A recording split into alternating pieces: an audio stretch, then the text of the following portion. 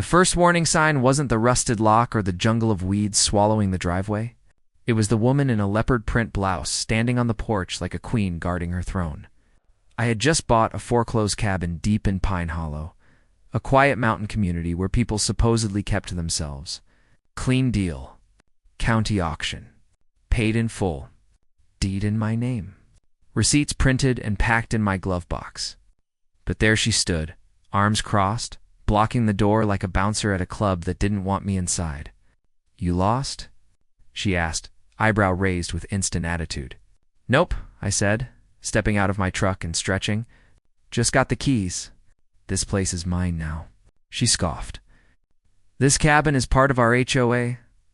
I'm the president, Tessa Brinkley. We've maintained this property for 2 years. You can't just show up and claim it." I blinked. "I didn't just claim it. I bought it, legally." Tessa shook her head like I was explaining rocket science with crayons. "That's impossible. This property is under HOA care. I even submitted paperwork to acquire it." "Well, the county didn't seem to care about that," I said, walking past her and unlocking the door. She gasped like I'd kicked her dog. "You're trespassing." "No, Tessa." "You are," I said, flipping the dusty light switch on. "Got a problem? Take it up with the county." She stormed down the porch, muttering about lawyers and property theft.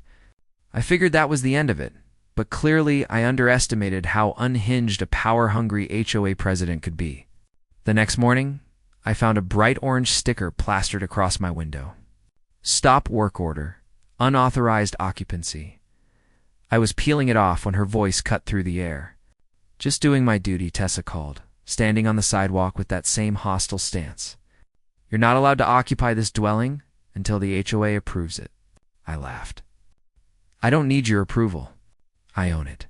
She actually pulled out a clipboard, who even uses those anymore, and started rambling about community codes and unauthorized renovations. I hadn't touched a thing except the lock. "You're not legally part of this HOA," I said. "This lot wasn't under HOA jurisdiction when I bought it. It's not even on your plat map." Her face turned fire engine red. "We've been working to annex it for years. It's practically ours." "Well, legally it's not," I said. "Want to see the receipts?" "They're in the truck." She didn't answer, just spun around and stormed off. That night, I installed cameras, motion sensors, full perimeter. Not because I was paranoid, because I knew people like her don't handle losing control. And I was right. At 5:30 a.m., my camera caught her creeping onto my porch again, trying to jam a flyer into my locked mailbox. Leopard print. Same walk. Same entitlement. The flyer said, "Unauthorized resident alert. Help us reclaim our community." That's when I realized this wasn't about a cabin. Tessa Brinkley wanted a trophy, and she had chosen me. By Thursday, a sheriff's deputy stood in my driveway, tapping a pen as he watched the footage. "So," he muttered, "she was on your property before sunrise, at noon. And again at night?" I nodded. 3 times in 24 hours. "She's calling me a squatter to neighbors I haven't even met." He grunted. "That's trespassing. And if she's stuffing things in your mailbox, that's a federal offense. Only USPS has access. And she's doing it in broad daylight," I said. "She thinks she's untouchable." He snapped his notebook shut. "You want to press charges?" "Not yet. But I want everything documented.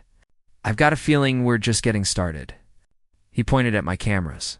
"Keep those rolling. Call us the second she steps on your porch again." After he left, I walked down to introduce myself to the 2 closest neighbors. Hank and Dolores, Banning's sweet older couple. He was a retired mechanic with a bum knee. She had razor-sharp eyes that missed nothing. "She's been trying to get a hold of your lot for a year," Dolores said, handing me sweet tea. "Tessa wants the HOA to own every lot on this ridge. Thinks it gives her power with the county." Hank added, "She even tried getting zoning to redraw boundaries. Claimed your lot was abandoned community property. Got shut down immediately." Dolores leaned in. "She'll tell you about the septic issue?" I froze mid-sip. "What septic issue?" "She filed a complaint saying your tank was leaking," Hank said. "Which is insane. No one's lived here in years." No water, no usage. She was trying to get it condemned, I said. Dolores nodded. Or fined into dust. Either way, she wants you gone. Back at the cabin, I checked the county site and found the complaint. Filed 2 days after the auction, not by Tessa, but by Lyle Brinkley, her husband. I called the county office and spoke to Rita, a clerk who sounded both tired and amused. Oh yeah, that name pops up a lot, she said. They file a ton of complaints. We flagged this one. There's no active septic permit, so nothing could be leaking. Can I get a copy? I asked. Already emailed it. I'll send the rejection notice too. The attachment said it all. Grounds for action. Property, not under HOA jurisdiction. Do not file duplicate complaints. I pinned it to my corkboard beside the deed. The next morning, a landscaping crew rolled up. 3 guys in green polos unloading trimmers. Can I help you? I asked. HOA sent us, the foreman said. Scheduled maintenance. Not here, I said. Step past that fence, and I'm calling the sheriff. He raised his hands. Lady said it was common grounds. We're just doing our job. I pointed to the boundary markers. This is private property. You're trespassing. They left quickly, but the foreman gave me a look like this wasn't the first time Tessa had misled them. That night, I started digging deeper. Pine Hollow, HOA, bylaws, public records. Still untouched since 2011. The map showed my lot clearly outside their boundaries. A footnote even stated the HOA had 0 legal authority over parcels outside the original subdivision. Yet Tessa acted like she owned me. The next morning, I went to the county recorder's office. Requested every HOA filing from the last 5 years. The stack they handed me told a story. One that smelled exactly like fraud. Among them was a quiet attempt to file a new plat map last spring. One that would have annexed my lot. Rejected again by the county. The first red flag wasn't the rusted lock or the jungle of weeds swallowing the driveway. It was the woman in the leopard print blouse, standing on the porch like she owned the mountain. I'd just bought a foreclosed cabin up in Pine Hollow, a supposedly quiet place where people kept to themselves. The deal was clean. County auction. Paid in full. Deed in my name. Receipts stacked in my glove box. But there she was, arms folded tight, blocking the door like a human security system. You lost? She asked, one eyebrow raised like she already hated me. Nope, I said, stepping out of my truck and stretching. Just got the keys. This place is mine now, she scoffed. This cabin is part of our HOA. I'm the president, Tessa Brinkley. We've been caring for this property for 2 years. You can't just show up and claim it. I blinked. I didn't claim anything. I bought it. Legally. She shook her head like I'd just explained algebra to a brick. That's impossible. This property falls under HOA jurisdiction. I even filed paperwork to acquire it. Yeah. Well, the county didn't care about that. I walked right past her and unlocked the front door. She gasped like I'd kicked her dog. You're trespassing. No, Tessa. You are. I flicked on the dusty light switch. Got a problem? Take it up with the county. She stormed off, muttering about her lawyer and property theft. I thought that was the end of it. I was wrong. Spectacularly wrong. The next morning, a bright orange sticker was slapped across my window. Stop work order. Unauthorized occupancy. I was peeling it off when her voice cut through the air. Just doing my duty, she said from the sidewalk, arms crossed like a villain in a bad soap opera. You're not allowed to occupy this dwelling without HOA approval. I laughed. I don't need your approval. I own the place. She actually pulled out a clipboard. Who even carries those anymore? And started reciting made-up violations. I hadn't done anything except unlock a door. You're not even legally part of this HOA, I said. This lot wasn't under your jurisdiction when I bought it. Not even on your plat map. Her face turned red. We've been working to annex it for years. It's practically ours. Well, legally it isn't. Want to see the receipts? Her jaw twitched. She didn't answer. She just turned and left. That night I installed cameras. Motion sensors. Full perimeter. Not because I was paranoid, because people like her don't like losing control. And I was right. The next morning, she showed up at 5:30 a.m., caught on camera trying to jam a flyer into my locked mailbox. Same leopard print. Same attitude. The flyer read, "Unauthorized resident alert. Help us reclaim our community." Yes. When I realized this wasn't about a cabin, Tessa Brinkley wanted to make an example out of me. But she picked the wrong guy. By Thursday afternoon, a sheriff's deputy was standing in my driveway, tapping his pen while reviewing the footage. So she came before sunrise. Again, at noon. And again that night, he asked. 3 times in 24 hours? She's calling me a squatter to neighbors I haven't even met, he grunted. That's criminal trespass. And putting anything in your mailbox is a federal offense. She thinks she's untouchable, I said. He closed his notebook. You want to press charges? Not yet. But I want it documented. This isn't over. He pointed at my cameras. Keep those rolling. Call us the second she steps on the porch. After he left, I walked down the road to meet the neighbors. The first cabin belonged to Hank and Dolores Banning. Hank, a retired mechanic. Dolores' eyes like a hawk. She's been trying to get her hands on your place for a year, Dolores said, pouring sweet tea. Tessa wants every lot on this ridge, Hank added. She even tried getting zoning to redraw the boundaries last fall. Claimed your lot was abandoned community property. They shut her down. Did she tell you about the septic issue? Dolores asked. I froze mid-sip. What septic issue? She filed a complaint saying your tank was leaking, Hank said. Which is insane. Nobody's lived there for years. She tried to get the property condemned, I muttered. Dolores nodded. Or fined until you gave up. She wants you gone. Back at the cabin, I checked the county site. Found the complaint, filed 2 days after the auction, signed by someone named Lyle Brinkley. Her husband. I called the county office. Rita, the clerk, sounded more amused than shocked. Oh yeah, she said. Those two file a lot of complaints. But we flagged this one. No septic permit exists, so nothing could be leaking. Can you send me a copy? She emailed it immediately. The rejection notice was brutal. No grounds for action. Property not under HOA jurisdiction. Do not file duplicate complaints. I pinned it beside my deed. The next morning, a landscaping crew arrived. HOA sent us, the leader said. Step on my property again, and I'm calling the sheriff, I replied. They left fast, clearly misled before. That night, I dug deeper. I pulled up Pine Hollow's old HOA documents. Found exactly what I suspected. Their charter hadn't been updated since 2011. My lot was clearly outside the boundaries. And yet, she acted like she owned me. The next day, I went to the county recorder's office and requested every filing the HOA made in the last 5 years. In that stack was the smoking gun. Tessa had quietly tried to file a new plat map that included my lot. The county had rejected it immediately. Tessa tried to talk, but her voice never made it past the rising wall of anger building inside that firehouse.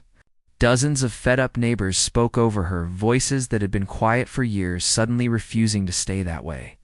By the end of the hour, more than 50 signatures were scrawled across a resolution that effectively ended her reign. A temporary committee was appointed on the spot, and the sheriff's office was contacted to seize the HOA's records for a forensic audit. Tessa didn't leave through the front. She slipped out the back door, escorted by 2 deputies like a disgraced official being ushered off stage. Outside, under the yellow parking lot lights, Hank clapped a heavy hand on my shoulder. You just cleaned house, son. I shook my head. I didn't. The truth did. Dolores handed me a folded note from the temporary committee. They want you advising on the new charter, she said. Good head for details. I stared at the invitation. They trust me already? You stood up when no one else would, she said. That matters here. Driving home through the dark mountain road, the wind threaded through the trees like the place itself was exhaling. When my cabin came into view, the new floodlight flicked on, bright, clean, peaceful. For the first time since I arrived, the ridge felt like mine. The week that followed wasn't silent, it was expectant. Like a town waiting for the results of an exam, everyone suspected they'd failed. The HOA office stayed sealed. Meetings moved to Roger Yates's garage. Sheriff's cruisers rolled through the neighborhood at dusk, slow, steady, reminding everyone that the spotlight hadn't dimmed. I kept myself busy fixing my back deck. Warped boards, rotten railing, years of neglect, disappearing one nail at a time. And as I worked, I couldn't ignore how fast things had changed. One minute I was an outsider. The next, people were asking me about bylaws and budgets like I'd been born here. Then Thursday came. Deputy Ramirez called, her voice tight and caffeinated. The DA approved a search warrant, she said. We're hitting Tessa's house and a storage unit she rented under her maiden name. HOA funds were paying for it. What do you think she's hiding? I asked. No idea. But we've already found way more inconsistencies than that reimbursement check. We're talking mid-five figures. When I reached the edge of the subdivision, unmarked cars lined the street. A black SUV with state plates idled in front of Tessa's home. 2 deputies at the gate, a detective knocking on her door. She didn't answer. They didn't wait. A locksmith arrived, popped the lock in under 30 seconds, and the team swept inside. No shouting, no theatrics. Just boxes filling, laptops sealed, file drawers emptied like a quiet purge. Ramirez stepped out, holding a heavy black binder. She kept double ledgers, she said, flipping it open. One for the board, and one for herself. Neat columns. Handwritten numbers. 3 years of inflated expenses, garden work, mailbox repairs, money siphoned into a personal account. 60,000 so far, Ramirez muttered. And that's conservative. That afternoon, the temporary committee called an emergency meeting at the old firehouse. The crowd was larger than before, standing room only, tension thick as cordwood. Roger held a stack of copied documents. These are now public, he announced. What you're looking at is systematic theft. Miss Brinkley inflated maintenance costs, created fake vendors, and diverted funds for 3 years. Someone asked how nobody noticed. She controlled the books, Roger said. The previous board trusted summaries, not full reports. She manipulated everything. Another voice asked what came next. The district attorney is filing charges. Embezzlement, wire fraud, misuse of public funds, and possibly state tax fraud. Silence settled over the room like dust. And the HOA?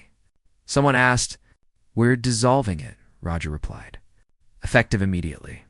Any remaining funds will be audited and refunded proportionally. A wave of murmurs rolled through. Shock, relief, vindication. Good! Someone said loudly. We never needed it anyway. I stayed long after the meeting ended, folding chairs, loading boxes into Roger's truck. When we shut the tailgate, he looked at me. You planning to stick around? I nodded. I didn't come here for a fight, but I'm not leaving now. Smart, he said. This place needs people who don't scare easy. Weeks passed. The cabin finally felt like home. New gutters, a stained porch, a bench overlooking the ridge. Deer wandered through at dawn. A fox napped by the woodpile one afternoon. The mountains smelled like pine and old earth. Then one morning, a letter with the state seal arrived. A court summons. Tessa was being charged, fraud, embezzlement, misuse of public funds. I was listed as a material witness. 3 weeks later, I sat in a small courthouse watching the trial unfold. Tessa looked shrunken in a gray suit, her lawyer flipping papers like someone searching for a lifeline. The prosecution laid out everything. Fake vendors, forged documents, the illegal reimbursement claim, even the rejected plat map. When I took the stand, the questions were simple. I answered plainly. The evidence did the heavy lifting. 2 days, that's all it took. The verdict? Guilty on all counts. 5 years. Full restitution. Assets seized, including the Lexus, and even her cabin, swept up in civil forfeiture after the fraud ruling. I didn't attend the sentencing. I didn't need to. Instead, I planted cedar saplings along the back of my lot. The mountain breeze carried the scent of damp soil and wildflowers. Hank walked up the path with a 6-pack. Heard the verdict, he said. Thought you could use a cold one? I cracked a bottle. Feels like it's finally over. You didn't just win, he said. You set this place free. We sat on the new bench and watched the sun sink behind the ridge. No flyers? No fake fines? No shadow meetings. Just the mountain, the trees, and a quiet cabin finally belonging to someone who refused to let it be stolen. When the sun finally disappeared behind the ridge that evening, it wasn't just the end of a long fight. It was the beginning of something this community had forgotten it could have: freedom. No more secret ledgers. No more forged documents. No more HOA queen pulling strings in the dark. Just a mountain, a cabin finally earned, and neighbors who weren't afraid anymore. And if there's one thing this entire saga proved, it's that the truth doesn't need backup. It only needs someone brave enough to drag it into the light. So if you enjoyed watching this story unfold, and you want more real-life neighborhood showdowns, exposes, and edge-of-your-seat drama, hit Lee so this video reaches more people. Comment your thoughts or your own HOA horror story. Share this video with someone who needs to see justice served. Subscribe to Neighbor Wars HQ, where the truth always wins. And the neighborhood fights never stop. This is Neighbor Wars HQ, signing off. But trust me, the next battle is already on the horizon.